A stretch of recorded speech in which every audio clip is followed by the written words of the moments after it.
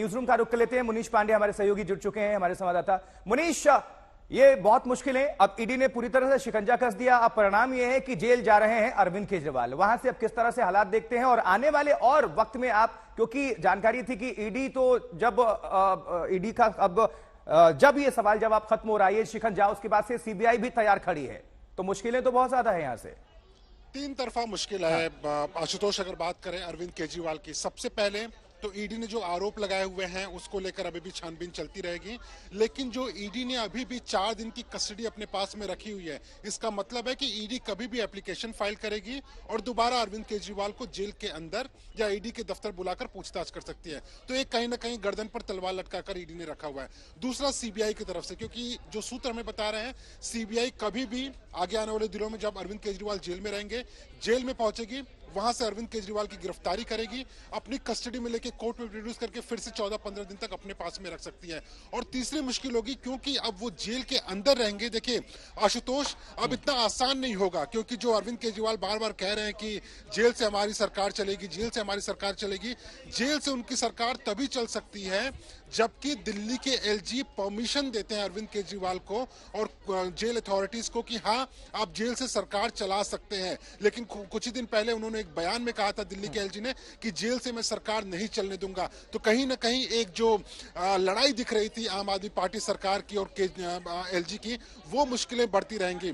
आशुतोष, इसके साथ मैं आपको यह भी बता दूं, दर्शकों की जानकारी के लिए बता दूं कि अरविंद केजरीवाल पहले मुख्यमंत्री होंगे, एक पहले सिटिंग मुख्यमंत्री होंगे जो कि जेल में रहेंगे और उसके अलावा पहले मुख्यमंत्री होंगे जो जेल से सरकार चलाने की कोशिश करेंगे। तो कहीं ना कहीं अरविंद केजरीवाल ने अपने आप में इतिहास भी बना लिया हुआ है। लेकिन ईडी का ये कहना है कि आगे आने वाले दिनों में कई ऐसे लोग होंगे जिनको पूछताछ के लिए बुलाया जाएगा।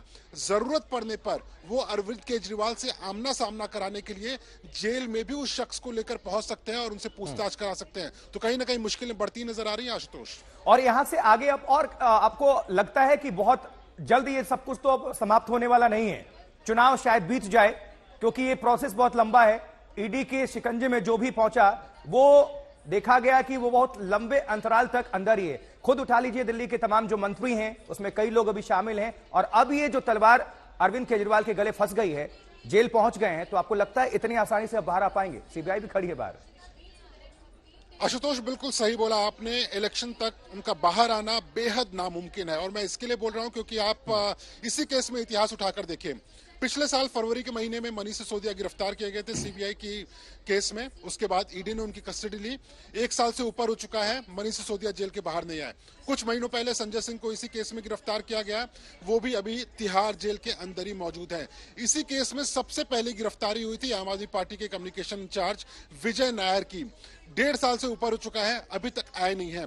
और कुल मिलाकर अरविंद केजरीवाल की अगर बात करें तो अरविंद केजरीवाल के ऊपर जो आरोप लगाया ईडी ने, साफ तौर पे ईडी का यह कहना है कि अरविंद केजरीवाल सरगना थे इस पूरे कथित घोटाले का, वो किंग पिन थे, उनके ऊपर षड्यंत्र रचने का आरोप है।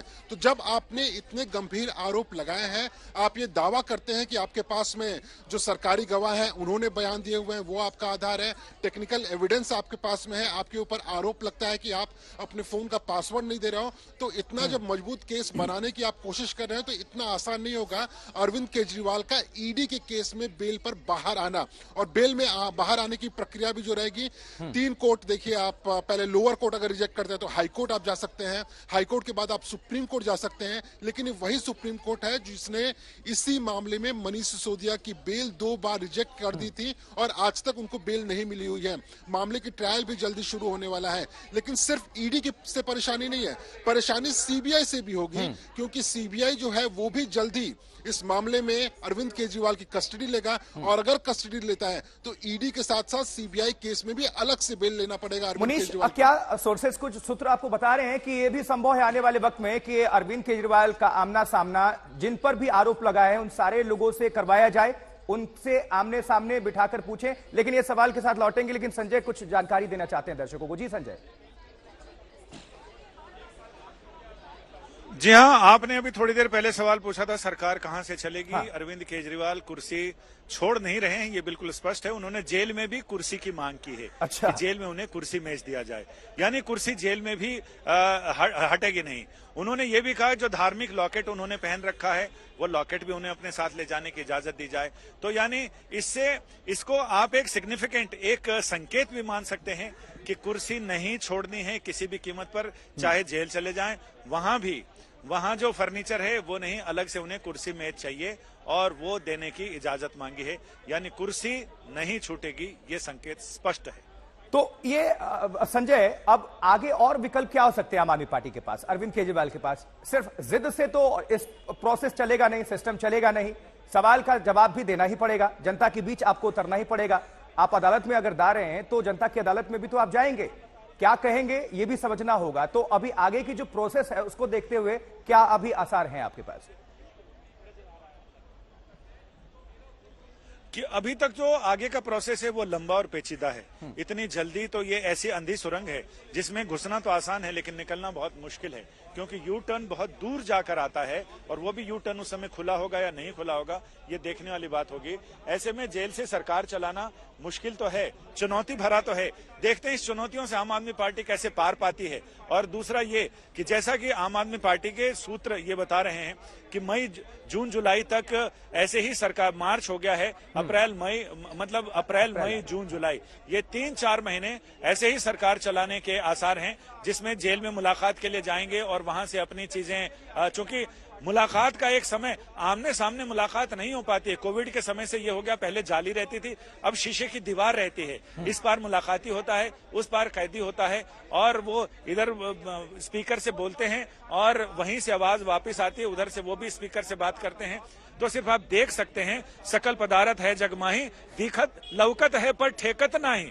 दिख रहा है लेकिन आप उसको छू नहीं सकते हैं, लेकिन आप देख सकते हैं और उनसे अपने दिल की बातें कर सकते हैं। लेकिन संजय, इससे तो कहीं ना कहीं विकास के जो कार्य हैं वो भी प्रभावित होंगे ही, क्योंकि एक जेल मैनुअल होगा। आप जब चाहें बतौर मुख्यमंत्री, आप तो अपने जो सचिव हैं या फिर आपके अधिकारी मंत्री हैं, आप उनको बुला नहीं सकते जेल के अंदर जब भी चाहें। कुछ तो उसका भी एक संचालन प्रक्रिया होगी।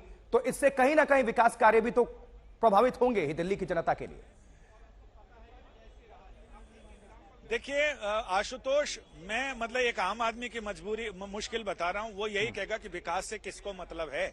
सबको ये लगता है कि हमारी सरकार चलनी चाहिए। विकास से, अगर सत्ता में आने से विकास होता तो अब तक तो हम लंदन वंडन हो चुके होते और बहुत आगे बढ़ चुके होते। लेकिन विकास नहीं, अभी तो ये है कि बस सरकार चलनी चाहिए। और इसीलिए कहते हैं कि मोहब्बत और सियासत में सब कुछ जायज है।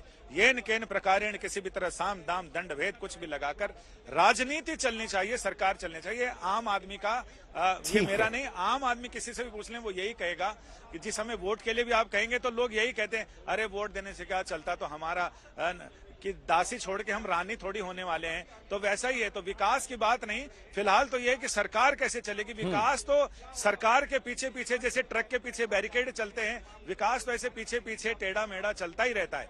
लेकिन सबसे बड़ी चीज है सरकार चले। और कानूनी पेंशनभोगियों को भी कितने आसानी से और सरल शब्दों में आप संजय बता रहे हैं, इंटरेस्टिंग तरीके से जनता इसको पसंद कर रही है। निश्चित तौर पर यही संकेत है, कुर्सी इंपॉर्टेंट है और इसीलिए कुर्सी को अंदर बुला लिया गया है। अब देखते हैं कि कुर्सी की इजाजत मिलती है कि नहीं अंदर से।